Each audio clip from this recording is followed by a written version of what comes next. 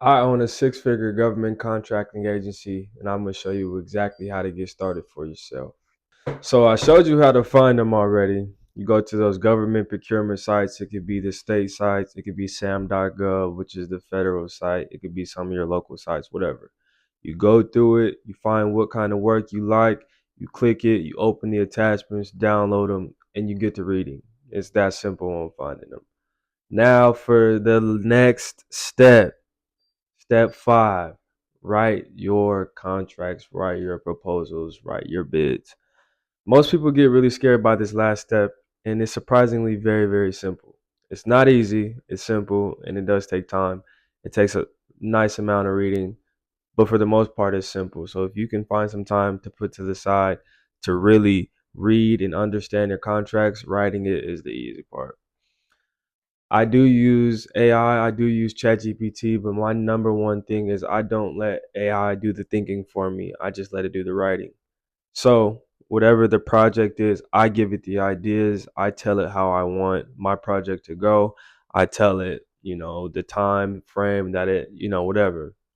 I do not let ChatGPT do all the thinking. I don't just plug in the information, or I don't just attach the RFP to ChatGPT and tell it to write out my full proposal. No. I go step by step following the procurement, and I fill out my bid. And I'm going to give you guys an example of what a bid may look like. But first, here's a good tip. This is a hidden gem. Kizzy Parks.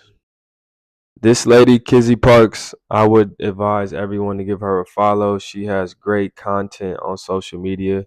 As you can see, how to use AI on sam.gov to win government contracts. But she has hundreds of videos on here. A great resource if you're looking into getting the government contracting. Also, here's a disclaimer. Every contract is different. Every RFP is different. They do not always ask for the same thing. Um, I'll be honest, from my experience, Washington State is probably 3 or 4 times more simple than how I apply in Houston. One template is not going to be able to get you all your contracts that you apply for. Sometimes you may not even need a template. Sometimes they might just want a couple attachments in the scope in a statement of work or a letter of intent.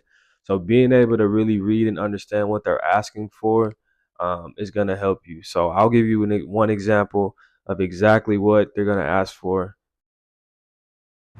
So here's an example of one of the contracts I'll be going after. They actually put the content that they want in the proposal in the beginning on this one. So you'll have your introduction, general information, proposal, etc.